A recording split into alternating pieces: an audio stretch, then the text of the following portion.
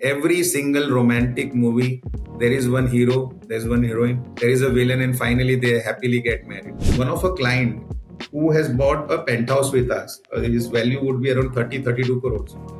In 1 hour, he gave the check. Now, the same client was said that in that time, I was contacted by 3 other competition brands. You know what they pitched him? Sir, are you looking for 1 BHK? Pool सब में, club house सब में, location सबकी same है, वो भी सब में है. So, how do you differentiate ends up being the experience of the whole transaction in some sense? Intelligence with analytics and tech as the platform, it works wonders. A lot of developers are not seeming to do this as effectively. Is it about the mindset or is it about the preparedness to make the right investments? What do you think is holding people back?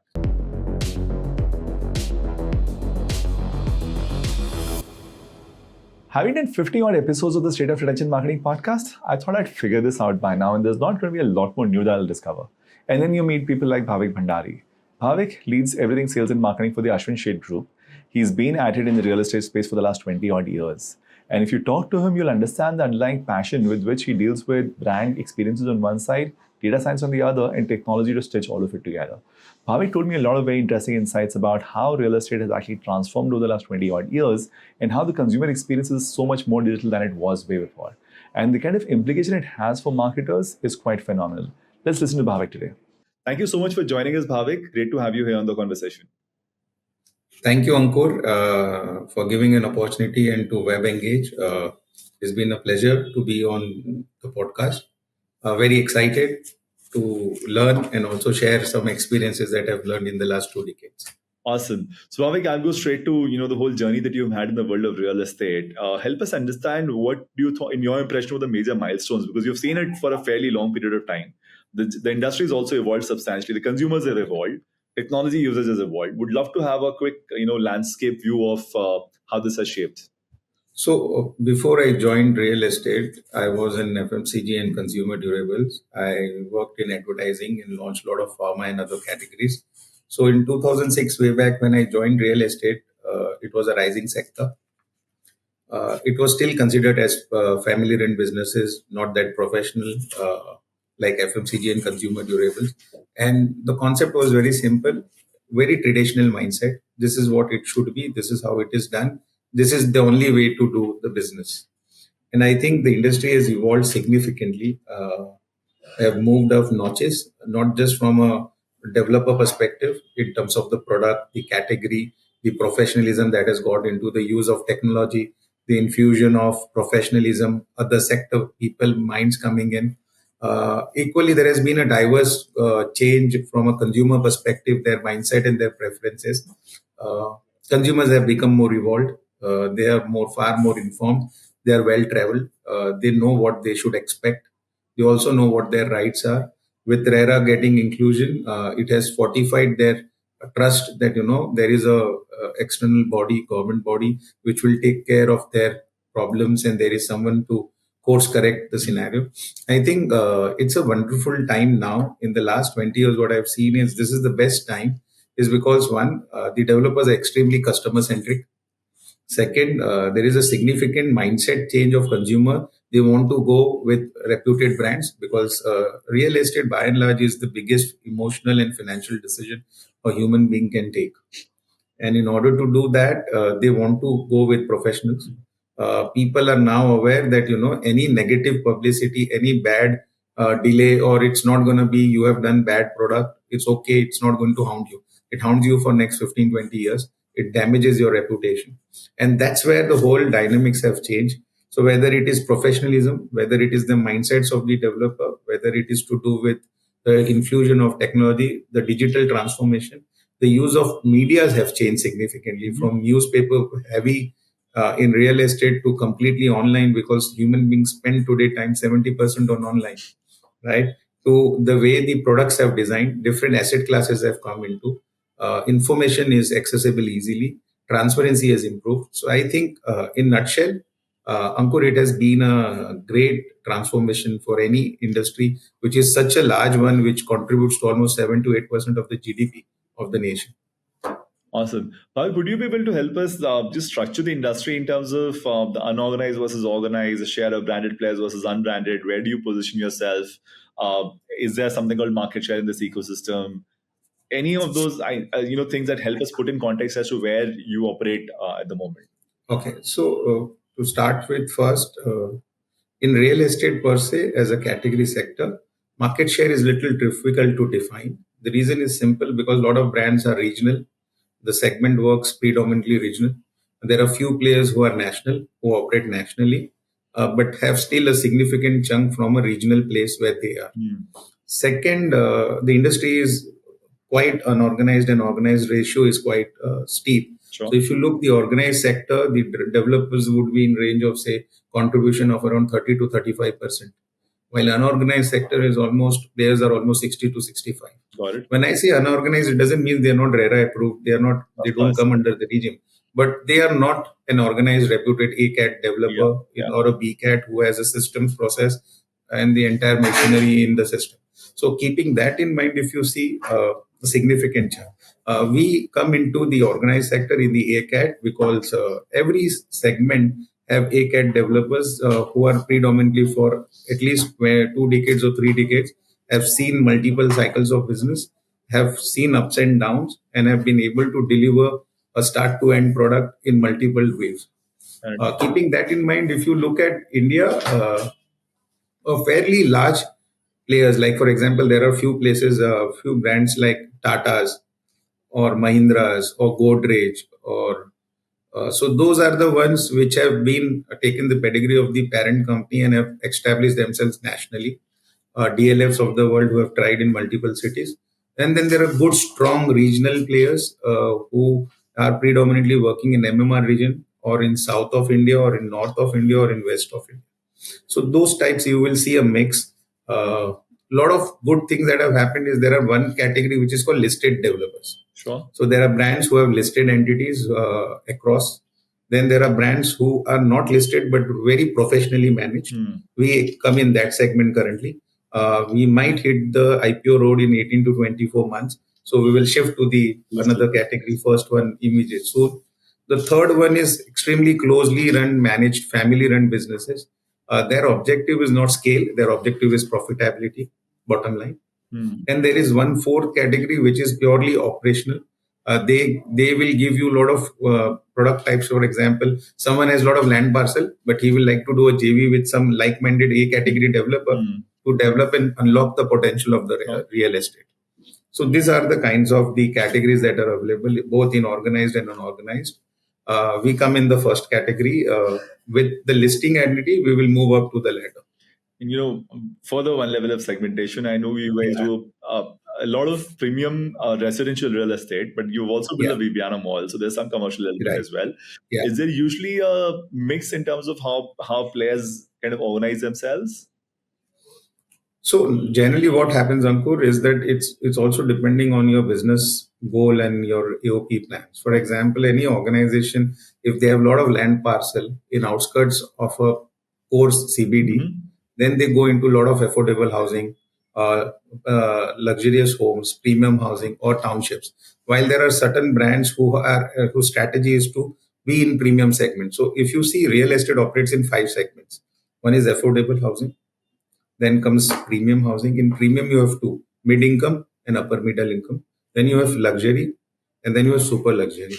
Now, what has happened, the brands have moved into another category, which is plotted development and second homes. Okay. Yeah. So we currently operate in all 4. Okay. But we operate in this 4 also in premium to luxury segment. So I don't have a product less than 1 crore today, but I have a product portfolio up to 75-80 crores currently. Right? While there are some brands who have huge potential and huge inventory, which is less than 50 lakhs, sub 50 lakh, and starting from 20 lakhs. While there are larger national players who will have a range of from 20 lakhs goes up to 100 crores. So it is divided in the requirement of the brand vision. Our philosophy is that we can give you a great product provided we have that space, provided we have that kind of eye for detailing, provided we have that kind of a consumer who is willing to pay the price for that premium, whether it is location, whether it is aesthetically designed space, whether it is the kind of amenities or whether the kind of quality of material that we have used. So we predominantly, our expertise have lied in more in premium, luxury and super luxury category. Awesome. So, given that this is a fairly comprehensive definition of the space, so thank you for that, Bhavik. Help us understand how marketing has changed over the last 15 years. And let's zoom into this whole premium segment. The segment has grown substantially as well. The appetite to invest in this huge one lifetime decision from a financial and emotional standpoint has also substantially improved. What's been your observation of the major changes as to how, of course, you spoke about the channels from offline to online, but what else is changing in terms of how do you engage with the consumers? So, very good question, Ankur. So, if you see in late 2006 to 10, the first decade, the real estate was predominantly very ROI driven mindset. There was no brand concept. The concept was very simple. You spend any money, you expect an ROI. So, you do an ad for project and you look for sales out of it. If you don't get leads, it's a not Bad doing good campaign. campaign. The concept of corporate branding, corporate marketing, PR was missing a big time. There were in fact, no verticals only. Yeah. At that time, the traditional media was contributing almost 98% of your marketing budget.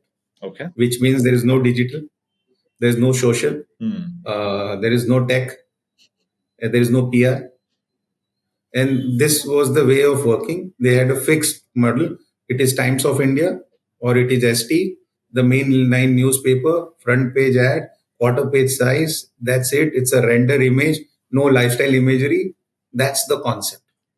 Yeah. At that time, the developers used to, because RERA regime was not there, the developers used to do simple. They used to sell the real estate on a piece of brochure. They have just taken the land parcel, they will do the barrigation and start selling. Okay. From that time, and the consumer used to say, take it because he has no clue what's happening. And once the product shaped up after 4 years, is the only thing he can have. Either he can be happy or he can assure. Now, the second stage from 2010 to 2018, what happened is the mindsets of developer changed. The reason was one, scale. The developer wanted to scale the business. Sure. They realized that, if you want to target larger audience, you cannot just look at Bhavik and Ankur, but you need 10 Bhaviks and 10 Ankurs to use your scale. Third, different cities, different micro markets, whether it is Bombay, Pune, Bangalore, whether it is international market, GCC, Dubai, or London or US, right? So suddenly they realized, oh, we need to reach out to them. Which is the best way? Is online. But online, we don't know how it works. We only know print and this, right, and outdoors. Then the third thing happened is that they realized that, oh, Ankur is my TG, but he spends his 70% of his time while he is in traveling, is either is in his car or is in his office or while he's on the go. And he uses most of his is either tablet or he's using phone. How can I convey him my message there? So that changed the behavior of a consumer, based on which the media platforms got changed. From a scale of a perspective, if I had in my career so far in real estate, from a 4 crore marketing budget annually to 140 crore currently, that's the change that has happened in the last 18 years in real estate, right? Which means that a lot of other marketing platforms started coming, affiliate marketing, of course, brand collaborations, branded residences, which were a miss completely in the initial first decade. The other key things that happened is international roadshows, international events, a lot of sponsorship opportunities with like-minded brands, like whether it is luxury fashion, hospitality, luxury car, automobiles. Yeah. So you started getting involved slowly in real estate, which an FMCG brand or a consumer durable brand was doing 20 years before. Sure. And internationally, it was done 30 years before. Yeah, so the real estate has taken little time to catch up, and now it's going rapidly fast because they had money. They also have now understood what works. They also know that what is the power of digital. So you see, in the last 5 years, from 18 to 26, 23, the big change that has happened, content has become king. People consume stories, people consume content. Brands like to be relevant to this consumer set, because you may do an ad today, you may not keep doing ad for 365 days. Right. So why a consumer should be hooked to your brand? Why a consumer should be loyal to you? why a brand should keep you in his mind always, why the consumer should refer you, why the consumer should be an advocate of your brand. And in order to do that, it cannot be just selling, it cannot be your product. It is your personality of the brand. It is how your brand stands out. It is how your brand has a point of view in the market. It is how a consumer sees you. Are you a brand which is a forward looking brand? Is a company which is completely digitized? Is the brand who has professionals? Is this brand who is understanding the consumers at large? Does it look at social responsibility? Is it too controversial, very politically driven? So all those things today consumer look at, Sure. and basis a larger perspective, a consumer decides, that this is how a brand I should be associated. You imagine today, I can't imagine my marketing plan if it does not has 45 to 60% on digital, Very interesting. from being 1% to 60% of the digital. And imagine the scale from 4 crore to 140. 140 crore, 60% is humongous. Oh, Yeah. absolutely. I cannot have a day where I don't see my brand having a talking point on a social platform like LinkedIn, which is a business platform, Instagram, all the Meta, or whether it is X. Yeah. Equally, it is extremely important that if on ground, am I being able to convey my identity, my reason of serving in this business? If I'm able to do that, CPR, it's an amazing tool. Today we are doing podcast. What is this? I have never thought that I will ever do a podcast in 2010, 2012, Right. 2014. Right? What this will do? This will enable all the consumers who are followers of WebEngage and who follow you, Ankur, and they realize that Ankur and WebEngage are giving us interesting content that will enhance our knowledge, will add up to our understanding, will give us some insights that we can use. So those are the people who are listening to you, and we are taking that thought on your platform to market our brand. Absolutely fair. So, very interesting way to put it in a pragmatic way, Bhavik. You spoke about the whole 140 crores as a very meaningful size budget, and you also spoke about managing brand perceptions. And Marketing 101 would have told us that there is a degree of functionality to it, that these are the hard parameters: location, size, quality of construction. All those are hard parameters which are going to be a part of the buying criteria for the consumer. Yeah. And then there is all of this brand perception sort of thing, that are they a responsible brand? Are they a trusted brand? Are they going to maintain it better? Perception building is a part there. Is there a lens in which you split the money you spend, where this is pure brand play, where I'm not going to look at ROI, and this is Yeah. where I look at hardcore performance metrics? How does that split work?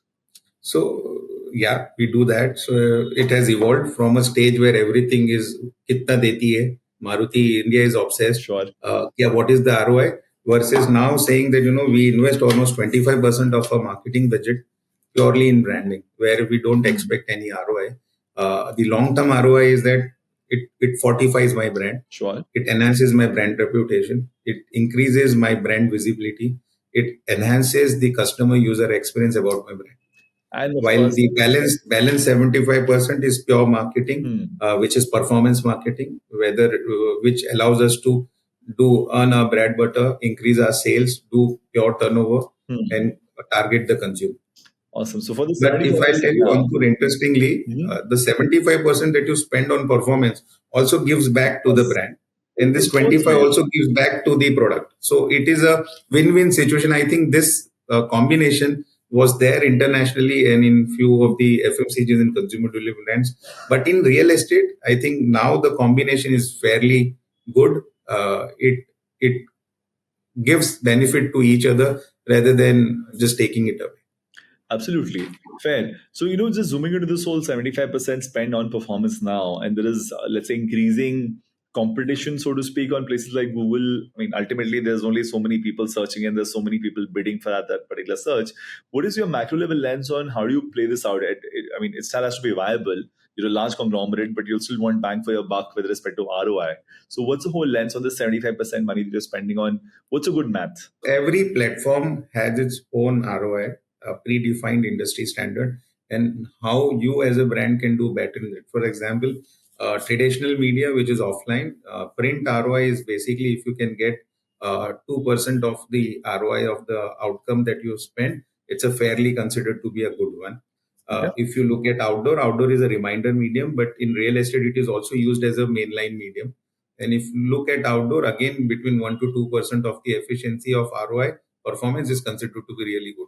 While you To look break it at down for us, digital, sorry, it might be sounding a very naive question, but when you say 2% of ROI, what does it mean from a spend so to value? 2%, for example, suppose I have invested 50 lakhs, right? And then my expectation is that by this, I should be able to do at least five transactions Okay. worth rupees, say 10 crores, Okay. right? Which means I will require an X number of leads. Sure. Out of these leads, I will have interested prospects. Sure. Out of that interested prospects, I will have site visits Hmm. and then final conversion. The As funnel. long as that funnel is between 1 or 2%, Okay. I'm happy 1 or because it's a 2% print. of the spend that you made. Yeah, of the spend set. So for 50 lakhs, you made 2%. That's about 10,000 leads. Is that what we're saying? No. So what happens? It's not on leads, it's on the conversion. So Conversion. suppose you have 100 leads Hmm. for that 50 lakhs. In that 100 leads, you have 25% efficient prospects, Sure. which makes you 25. Hmm. Out of that 25, you have another 40%, which actually translates into site visits. So let's take that number is around, say, 10. Hmm. Out of this 10, if you have two Hmm. transactions, which is value, say, 4 crores, Sure. then your ROI 2% is working really well. Okay. While in digital, it is far higher. Hmm. In digital, the efficiency is between 20 to 25% Wow. Okay. because you are able to target there, Hmm. you are able to micro target, you are able to cross correct, you can change your strategy. Hmm. In print, you have done an ad today, Oh. whether you get response or not, it's done. Its shelf life is only for a day. Yeah. While online, you have done something that AdWords are not working. Oh, you can I can change it. change. Oh, this particular creative has got less response, but the render has got more response, or a lifestyle imagery has got. You can change.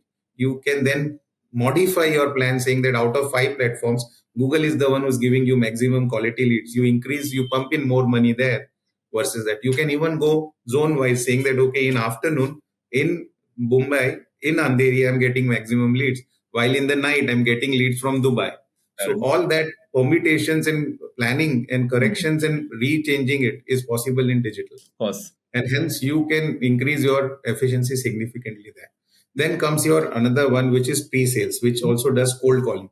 The industry standards of cold calling internationally is between zero point 0.5 to 0.75. Okay. Anything between zero point 0.5 to 1 is considered to be a good. So if Yeah. 1,000 calls are done and you are able to get 10 leads out of it, prospects, it's considered to be good Fair enough. because the cost of the acquisition is significantly low. Comparable. And the other one is if you are operating in multi cities, then it's television.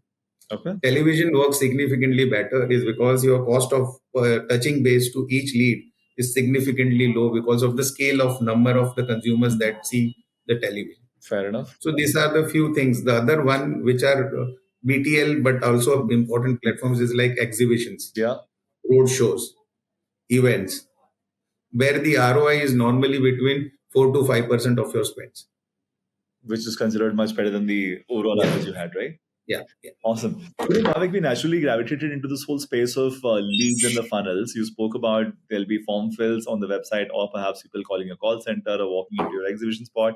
You're going to collect a whole bunch of intent data of people who are potentially interested in buying with you, right? Right. Now, that's where the whole journey starts from. What are you going to do with these leads, which is the most efficient way of doing this, because a small delta here could actually move the needle substantially in the overall equation. Right. So help us understand a bit about how this funnel plays out.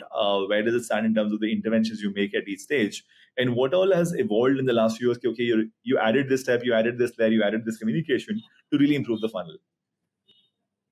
So, as a constant process, as an organization, we constantly keep evolving. So, we don't Course. look at what is the industry standard. Of course. How can we better that particular vertical percentage is something that we work. Right. For example, in digital, we are not looking at 25, we go up to 33. But we don't stop at 33. We will keep evolving, doing better things to get more. Sure. So, all your touch points of the funnel, which actually will give you an outcome, is basically first the lead comes. Lead comes where? Lead comes through a website. If your website is most optimized website, SEO friendly, most relevant data, shortest time to load, in 2 or 3 clicks, is the consumer able to reach to the information that is looking at? And then are we able to do proper remarketing to him? That's the key first thing. If you do that right, most of the brands don't do. Some will do 20% of it, some are 40, some will just do very heavy website with video it looks amazing, but it is not SEO friendly. The customer opens the website, waits for 3 seconds, and then moves He's on. gone. Right? So that's one. Second, once that lead comes, the process is that the consumer is very hot because he's just connected to you. What is your response time? So there are brands which take 24 hours to respond. There are brands which take 10 hours. There are brands which take 1 hour. There are brands, really good brands, which take 15. Our TAT is in 5 minutes. Okay. So You will give a lead on response my website. call in 5 minutes. 5 minutes, we will give you a call saying, "Hey, Ankur, you called us and inquired for this." That increases our potential significantly. Okay. Because our data study analytics is anything beyond an hour. Your probability of touching base to a right TG or he not going to a competition increases by almost 80%. For a very high So- involvement decision, I mean, real estate is not a casual decision. People would be somewhat intentional about it, but you're still saying people can be somewhat more, let's say, swayed to competition if you don't respond fast enough. No, it is not, because, for example, let's give you an example. Suppose you want to buy an apartment, say, at Powai. Okay. In Powai, in the same micro market, you have, say, X brand, Y brand, Z brand, and me. Sure. All four have in the same micro market. So if I'm saying it's a great location, he is also having the same advantage. I'm saying I have a clubhouse, he is also saying I have a clubhouse. I'm saying I have a great view of the lake, he is also saying I have a great view of the lake. I'm saying I am having 2 and 3 and 4 BHK, he is also saying I have a 2 and 3 and 4 BHK. I am asking 10-20% premium in price than him. If he is also offering the same thing, why would he not? Sure. So the customer who is buying a home first decides the location. Sure. Which is based on his budget. Then he looks at the brand. Now, when he's looking at this location, when you search today that apartments in Powai, you will get all the key brands, right? Yeah. In that brand, if you have clicked 3 because you want to explore as a consumer, who will connect with you first is important. Okay. How was that experience with you? Was he able to guide you properly? Was he irritating you? Was it helpful to you? Sure. If someone who has connected with you best in the immediate time and gives you a lot of information about the product and tries to help you to arrive at decision rather than being salesy, you high probability that you will commit a timeline for visiting the site. If you come at site, then it is our responsibility to convert you into client. But if you don't come and the same experience comes with the competition and you go there, I've lost the opportunity of a consumer who could have bought that apartment but has just bought with the competition. And that can happen significantly. Just few experiences. I'll give you an experience. One of a client who has bought a penthouse with us, his value would be around 30-32 crores. He was just at the airport because he shared with us later on. And he was just casually checking 7 BHKs, penthouse and something in micro market. And he saw our ad. He clicked on it. In 30 seconds, he got a call, luckily. He said, "Sir, would you like to come?" And this, all that. He said that I'm traveling. I will be back on Friday night. Saturday, you call me in the morning. I'll then plan to visit. Saturday at 10, the sales guy calls him. "Sir, we are there waiting for you. When could you come?" The guy came at 10:45 because he stays there. He visited the project. In 1 hour, he gave the check. Now, the same client said that in that time, I was contacted by 3 other competition brands. The only problem, one brand was very big. Sure. The problem only happened, the call center when was talking to that client didn't realize to whom they are asking. You know what they pitched him? "Sir, are you looking for 1 BHK? Our product starts at 90 lakh rupees. We can send you Ola and Uber to pick and drop you as a service. You want, we will give you discount. But you please come to our site." You see the experience. A guy who's buying a penthouse is been pitched for 1 BHK. The caller is completely ruined the whole experience with him. He's trying to talk all those things which are irrelevant to him. While a brand, another one, is just talking exactly what he wants because we know what he's searching. And we are asking him to come as per his convenience. First, asking him, "Are you even available there? What would be a better schedule? You want us to come and do a personalized presentation to your home? Or would you like to see the site and see the..." See, that's the difference today. Today, people pay significantly for experiences because your experience with me will determine your mind frame, whether you would like to talk further with a positive mindset or with a negative mindset and you're switched off. Tell me, Bhavik, whatever you will say, I'm not going to listen. It plays significantly, Ankur. Very interesting. And especially the premium segment where the audience is somewhat spoiled because their other experiences are gotten very slick, right? I mean, Yeah. I would not be surprised if at some point you have a live tracker of some kind. Okay, your project is going to get completed by this date, this date, this date. Yes, yes. Literally real time available on an app on my phone. I see that So we have that service, already Ankur. blew So my what we have basically is that we have cameras at our side, mind. and that access we give it to the customer link, so he can actually monitor his slabs. Plus, as a CRM process, when you have bought, for example, you have bought in one of our projects, say Tevlon, Sure. which is a ultra luxury Yeah. project, right, in Thane. So, for example, you have bought 18th floor. Currently, I'm at 9th floor. Every floor slab completion, you will get an email. Congratulations, Mr. Ankur. You're Yeah. one floor near to your dream house. Hmm. So he keeps getting. We share with them a video. We share with them the photographs of the work.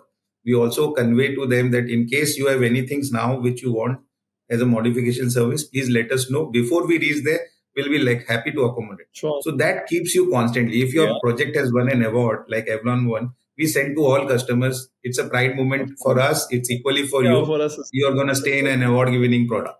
fair enough. So those kind of conversations you have to constantly build with the customer.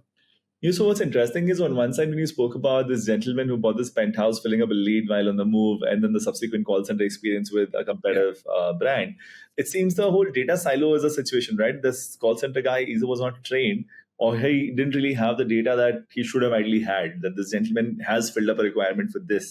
Why are you starting from scratch? Yeah. See what happens, Ankur. There are a lot of technology which is involved. If you implement those, you are far better. For example, there is SFDC Salesforce with most of the brands, but there is advanced version of automation of SFDC, which gives you AI learnings, which gives you predictions, which analyzes the data and come back. For example, Ankur, you in last 3 years, you have connected with us as a brand through ads, say 8, 9 times. Sure. The 10th time when you will do, and as a pre-sales, I will see Ankur's requirement is between 2 to 3. His budget is between 2 crore to 3 crore. Is looking in location like Thane and say Mulund. He is looking, he is a business family guy. He has come this portrait he will show about us. Sure. So if I am a caller, I'm going to ask you, sir, what would you like to? Between 2 and 3. Let me know your preference. I have different products. I can then accordingly ask you, pitch you that based on your preference, and I can take you to one product. Sure. Right? A lot of times, what happens, the caller just gets a call. You would be surprised. He doesn't know his number, he doesn't know his name. So, as a caller, if I call you and say, good morning, sir, may I know your good name? The guy says, boss, which country, in which environment you are? Today, everyone knows my name. You should know my name and address with my surname and all that. So those technology helps. Second is horizontal dialer, which takes care, which says that, if I have dialed and suppose you are busy, you're not picking up, then why should I waste as a caller to wait for 6, 7 rings till it rings and otherwise keep it? So technology enables you today auto dialer, which helps you only when you are picking up the phone. I will get a call and I will start ring and I will talk to you. So my efficiency increases. Sure. Third, what happens is that I can auto leap, say that, okay, Ankur has said, you call me back on Friday evening. Today is Monday. Manually, a lot of people miss out. The machine, while you are doing this, if in horizontal I click, on Friday evening at 5, I'll get a reminder that I have to call Ankur. Sure. That's technology. Fair enough. Through technology, if Ankur has asked me that please send me brochure, send me some details of the location link, send me the site option, then it will go automated. The chatbot allows you to do, once I have done my call, it allows you to interact in case you have anything. I have just send you a link. Hey, Ankur, it was pleasure talking to you. If any information post 7, this is the link. Please click. You will get everything. So when you are at home and you are trying to convince your wife that let's go on a weekend, Saturday to visit this product, you become my sales guy. Of course. And if I'm not able to create that experience and ease for you, your family members will say, okay, this is not that great. Let's go to some other one. That's the difference. Because you will invariably end up in a few parallel experiences because nobody's Yes. going to buy the first thing they saw. They will probably compare and evaluate. But the comparison, like you said, there's so many of these hard features which are pretty common. Pool sab mein, clubhouse sab mein, location sabki same hai, 4 sab mein. So, how do you differentiate ends up being the experience of the whole transaction in some sense? So, See, Ankur, I actually tell my sales team one thing, irrespective of the technology. Sales was happening in 2010 also. Sales is happening today also, 2020. Sales will happen in 2034 also. tech may differ, right? But you see the difference. In earlier part also, as a consumer, you have not seen any ad. You just walked in at the site. If at the site, the security greets you, is the first positive impression. Are you able to, once you reach the site, are you able to identify the sales office? Is another big experience. Sure. Lot of times there are no proper signages. There's no one to guide. The customer walks in into a dirty site where a lot of construction work is happening and he has no clue. Third, when you enter the site, is the reception greeting you properly? Is your waiting time is less than 5 to 10 minutes? You are able to guide the project properly. Is the guy salesy or is the guy helping you to take a good decision? Lot of things matter and that changes the whole thing. Our thing is simple, which I keep telling my sales team. We are like Bollywood. Every single romantic movie, there is one hero, there's one heroine. Either the guy is poor or the guy is rich. There is a villain, and finally they happily get married, right? The way of representing that idea creates a director brand name, whether it is Sanjay Leela Bansali or whether it is Karan Johar or whether this, right? How you represent your story. Everyone has a clubhouse. What is so special that you will create that twinkle in his eyes by conveying why your clubhouse is so good? Sure. How his life will change by using this clubhouse. What status change will happen in his life if he calls his friend to use this kind of a clubhouse, which a lot of times people don't say. And that's the difference in how you are selling. And we say we market our product first and then we sell. Because a lot of brands do selling first and they end up not getting that out. Very interesting. The whole lens on perception management across the entire set of touch points that you have with the customer, from the first interaction with the brand, which is perhaps seeing an ad and clicking an ad. Help us understand a little bit about when you spoke about the funnels. There is drop-offs happening at every stage. People, like you said, could be having multi-year journeys where I thought about buying, but I didn't buy, then I came back. So this would mean a whole bunch of data that lies in your systems at various shapes and forms, right? You have people who've dropped out at some stage of the funnel who never came to a site visit, but they probably bought somewhere else, probably not bought somewhere else. This whole lens on having the amount of first party data that you have and using it intelligently to squeeze value out of it. Help us understand a bit of how that works. Yeah. So first, any data touch point that has come to me is a diamond gold mine to me. So for us, no data is redundant. Okay. Whether Ankur has come today, Ankur has come 5 years before, or Ankur has come 10 years before. That data is important because Ankur 10 years before was looking for 2 BHK can definitely look at 5 BHK or 4 BHK today. Sure. One. Second, Ankur's potential of referring clients in 2010 was also there and 2024 is also there. So what we do generally, we call it a process, which is first we take data collection, then data cleaning, then data mining, and then finally we reach to data enhancement and we cluster it in a particular segment. So for example, Ankur came a year before, but he didn't bought with us, but he bought with the competition. No worries. But Ankur can find that refer. out? Yeah, no worries. We get to know a lot of time, no? Because we call the client, sometimes ask for it. Then we ask him his reference. Great, you couldn't, but if you have any reference who would look like or buy somewhere like this, we could. Second is affiliate marketing. We do a conversation with Ankur and say, hey, Ankur, you have not bought, but there is a potential where your relatives, your near friends, and would like to buy. If that happens, there is an opportunity for you to earn. Equally, there is an opportunity for your friends to get a additional loyalty or a referral discount. Third, we also give opportunity where we can use Ankur to enter into for example, Ankur works in say WebEngage. Sure. WebEngage is 1,000 employees. How can I through you enter that organization and give a deal for that employees? And we'll still come back to Ankur and give a gesture to him. Sure. Right? So there are multiple avenues that we can use. Ankur at that time had his office, which was near to say BKC. Now Ankur has become a professional, has its own office and is staying in Andheri. Then Ankur at that time couldn't look at my project because of location. Now Ankur says Andheri is a key and I have a project in Andheri. Can I talk to him? Sure. We use analytics to say how Ankur has moved up in his ladder. So imagine 10 years before if Ankur was say senior manager and today has become the head, then we will constantly know his level of lifestyle has improved. So from 2 BHK, can I offer him 5 BHK? So those kind of data, and we use cross marketing. So for example, Ankur at that time came for 2 BHK. So I don't have a 2 BHK in the micro market. Let another project team handle that. Call him with change of hands, with change of product, with change of ticket size and location. So we use all that data across. So it's a fair bit of sophistication in terms of just handling of data. The moment it comes into a system, all the way down to eventually, I mean, actually, there's no end to it. Once I've even bought it, the story doesn't stop because I could still refer, I could still bring more value, I could still become an Yeah. active member of the community. So, in terms of the whole lens on marketing, so there's a heavy lifting from a touch side of things, a human conversation side of things, the sales agent doing his conversation. From a marketing lens, as to what kind of messaging and what kind of communication would go. You spoke about the completion rates and you spoke about video view of the piece of real estate that I have bought. What is the communication lens? Do you reinforce the choice? Do you kind of update them about something new that is happening? What do you do with a guy who's still in the fence, who's probably make it aside? Okay, let's start maybe from the funnel itself. Somebody who's filled up a form, yet to make a site visit. What would you tell him to prompt him to do that? I mean, of course, you're doing the phone calls and all of that is happening. Is there any marketing play there?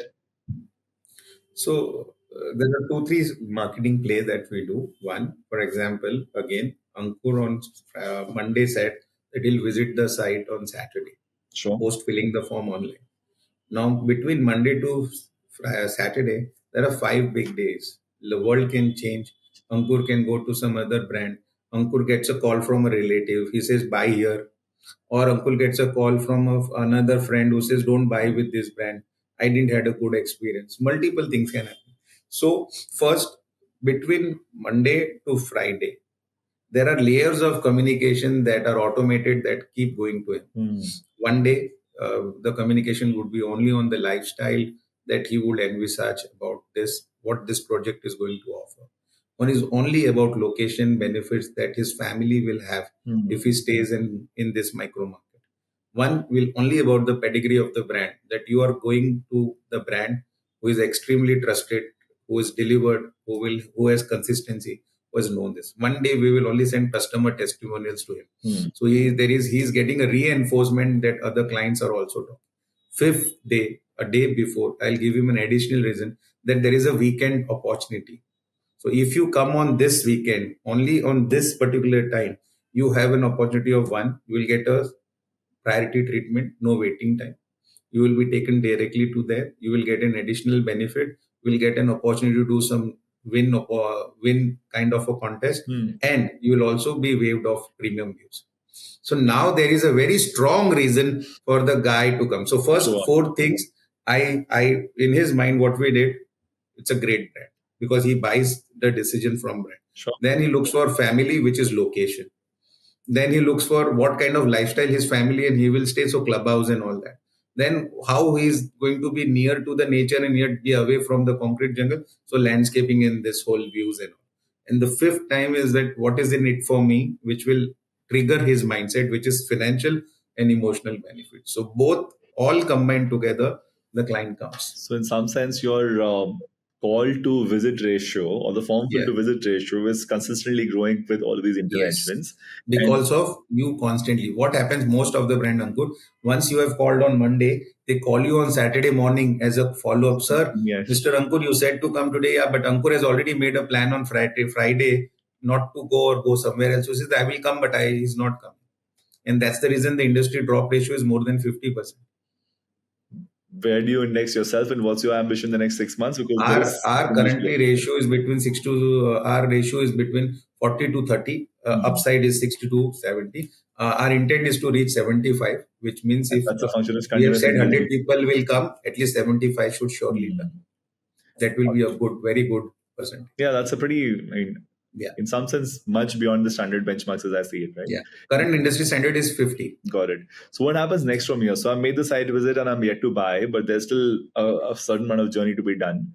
What are the marketing plays in motion? Then, so far in the initial part, we talked about the features. About our product. Once he visits the site, we talk about the benefits. So fabbing is something that we do, which is feature, advantage, benefit. Features is something that as a developer you give in product. Advantage is what happens based on that. features. Benefits is something that as a consumer you enjoy. So we will talk more about gated communities, the kind of gentry that is staying with us, the kind of religious network and infrastructure is around there. Okay. What has happened in the last 5 years, the movement of the location in terms of pricing, like-minded brands coming, what kind of gentry and professional people stay there. So now his information that we use in marketing is to cement his decision of mine. First was for him to pull to the side. Yeah. Now, once he's pulled to the side, now the stage of the communication or marketing funnel is to make sure that he believes that out of all the products that are available, why he should select mine.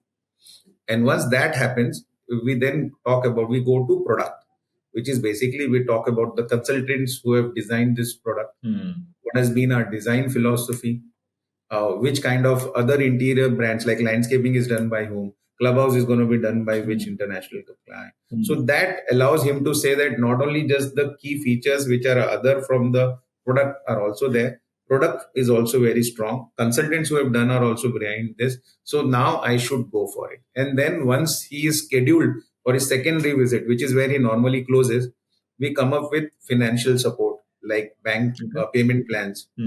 Now we give him inventory closure. So, for example, when Ankur came first, I will help him to zero down on a typology, a zero down on a flow.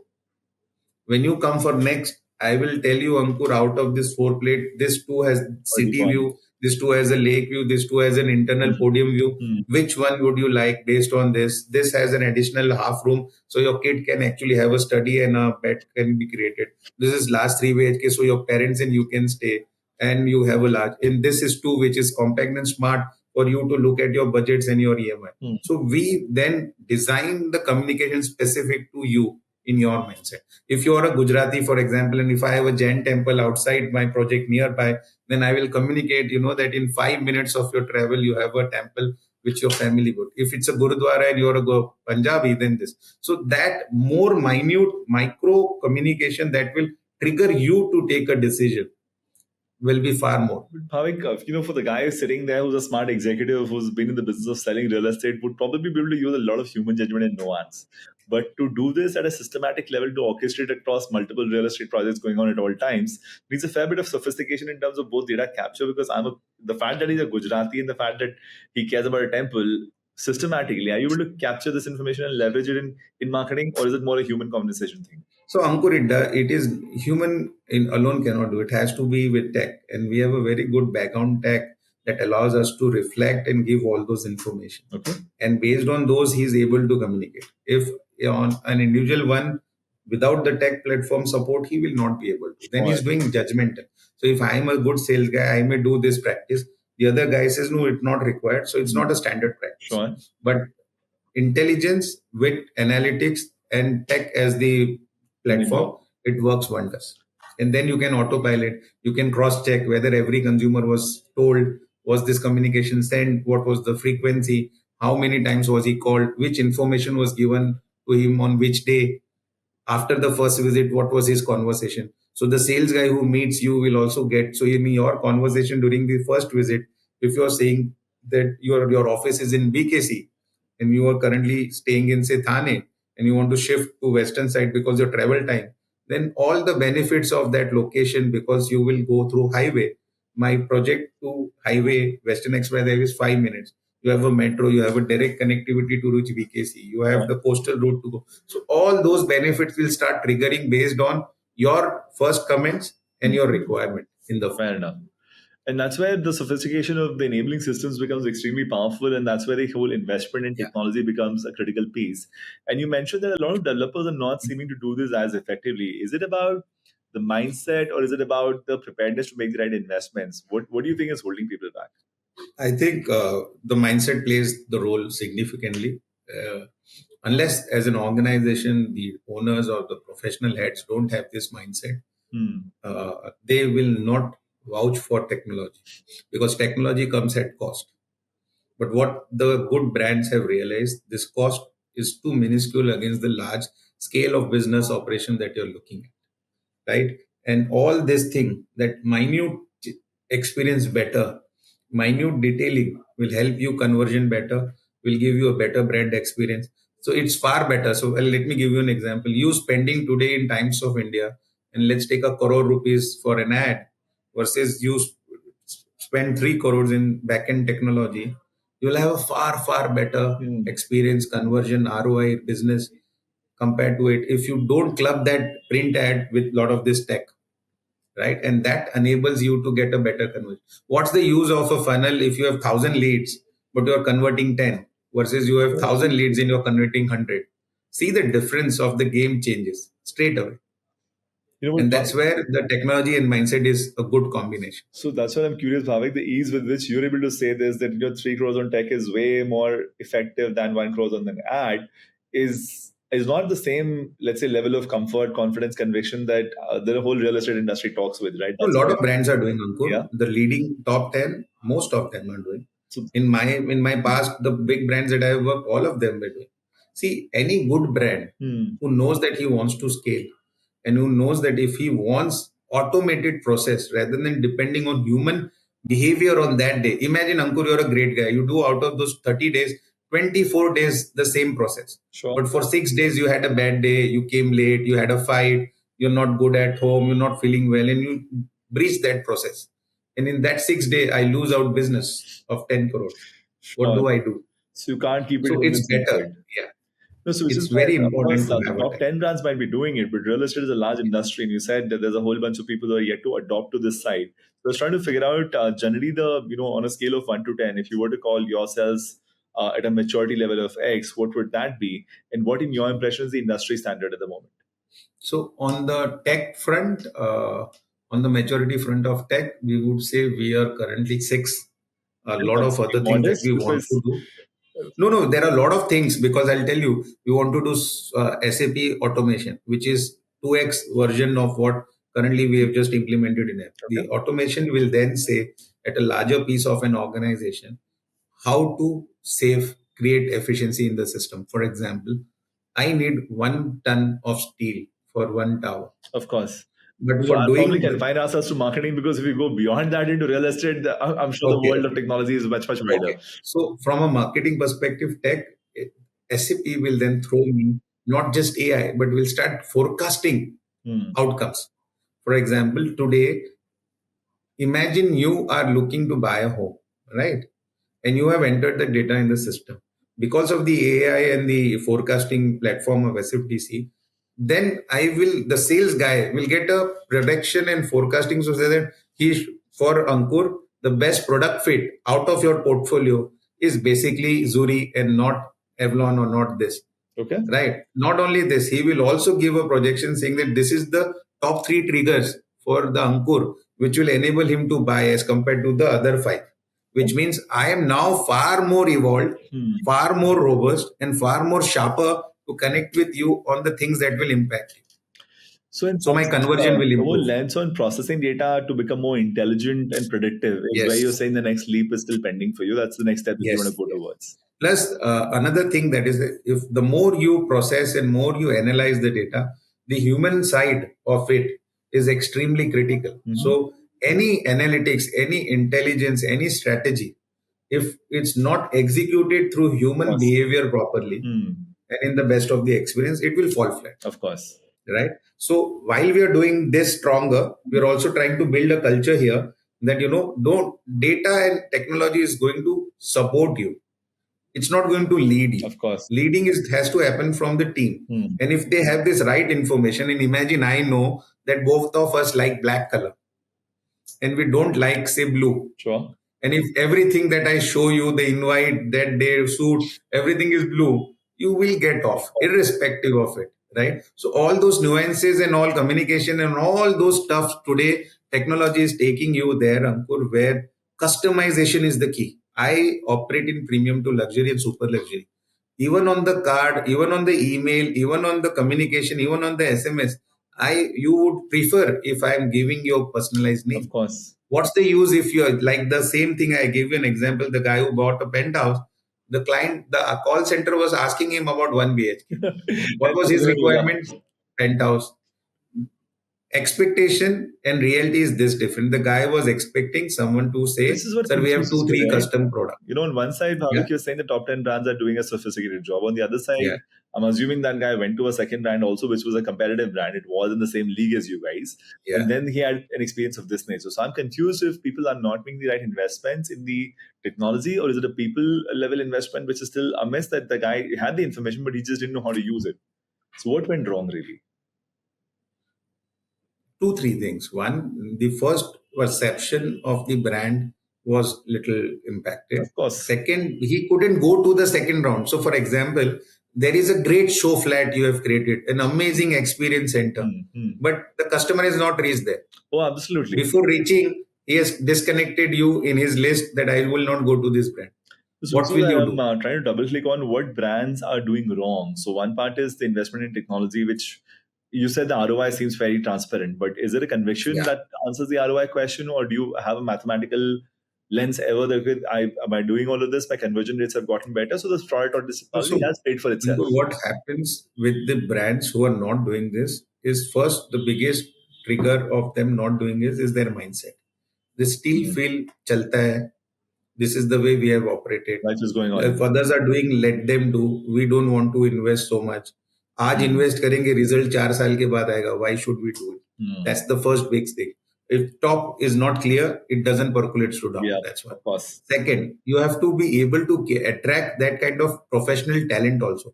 So Hmm. with the top guys, you get this kind of cream talent who wants to grow. Imagine you are there in an organization, you will bring a lot of changes in culture, Yes. performance in this. Imagine the other guy who is completely never done this, never seen, neither aspires to. What is he going to talk about? Hmm. Very simple things and process, right? Hmm. The third one is completely international work. He has seen some of the best brands. He knows this is the technology. If he is not even aware that this kind of a platform or solution is there, Sure. you will never even ask for. Like a Yeah, lot of of people who don't have traveled by Emirates business class will never know what's the fun to travel and pay 8 lakh rupees or course. 10 lakh rupees for a ticket. The economy Definitely. guy's mindset is economy. Hmm. He has to come out, and that's the reason. If the mindset is there, you will start finding solutions. Normally what happens in the traditional and not that top players, what they do for one problem, add three people, but Yeah, do the so same thing. that's the job. While the smart brand or a top brand will say, for the 10 problem, let's identify one process and allow one person to monitor that 10 people's role. That's the difference. So, very clearly, Bhavik, what's coming across is your level of conviction on deploying technology to solve some of these topics is very clear. And that Yeah, also shows up that when the group really got you on board and to give you this charter, they were prepared at their level to make that investment in their bet that this is something that we have to do. This is going to be almost of 100%. table stakes importance going forward. And that seems to be the gap across some of the other players who are not yet putting that kind of commitment to it. They might not have gotten the right level of leadership or the kind of wheels in motion to make this kind of digital transformation happen. I think it's a safe word to call it a digital transformation of real estate. Ankur, it also depends on the aspiration and expansion plan of an organization. I'll give you my example of our organization. 5 years before, my chairman never thought he wants to take that aggressively.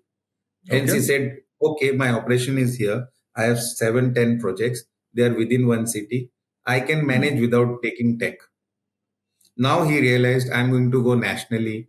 I'm going Yeah. to be present in 8, 10 cities. My turnover has increased to 5x. I want to be in top 10 of the country.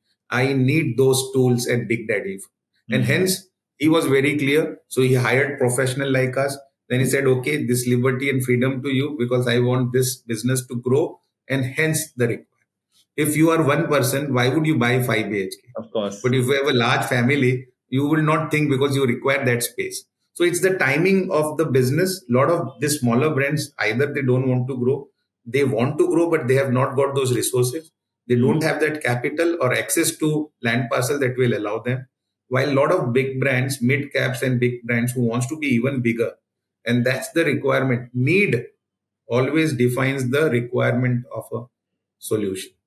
Fair enough. Now that we're talking about need and the fact that the timing is pretty close to a rebranding effort that you guys are just going through, help us understand what was the source of this decision, how long was the journey, What are you doing to in terms of manifestations? How does the consumer experience change? So I think it's a very exciting, interesting phase of rebranding Ashwin Sheth Group, ASG Group. Is basically, I see this is our 2.0 avatar after 37, 38 years of existence in business. Imagine a brand who has been living with great pride, established player in the city and in the country, is now changing his avatar after his 38 years of operation.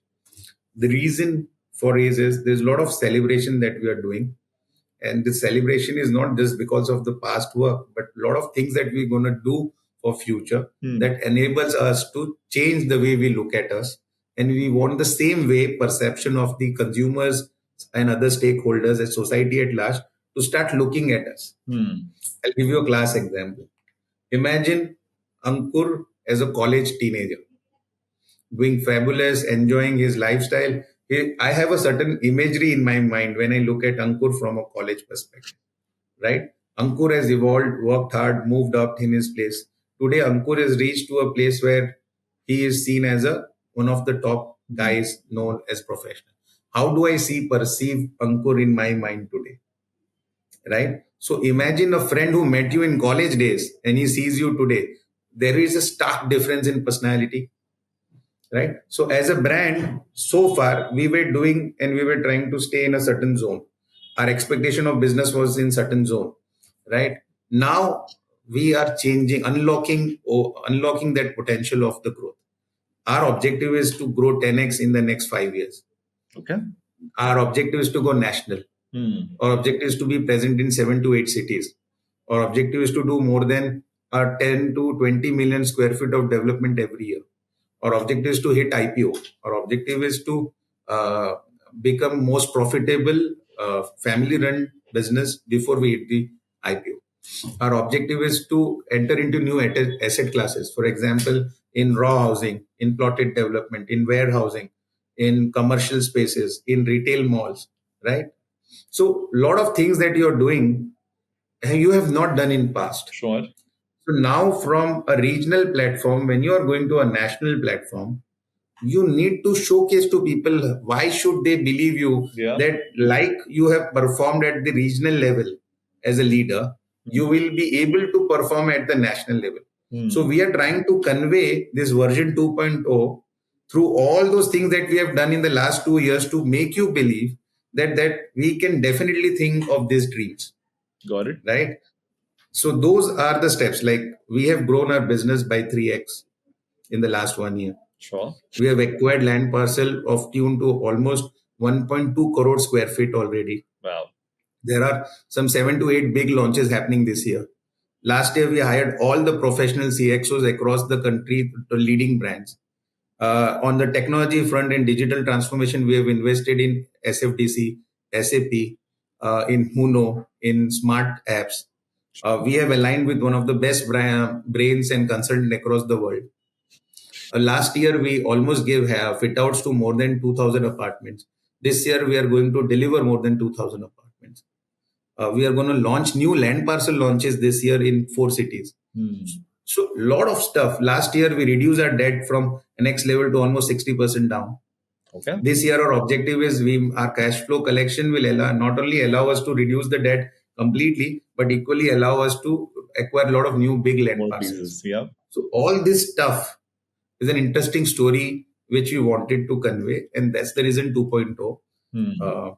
And we want the people to believe that the big daddy from a region is now going to try to become the big daddy of the nation. So the curve goes from here to suddenly a hockey stick growth. Yes.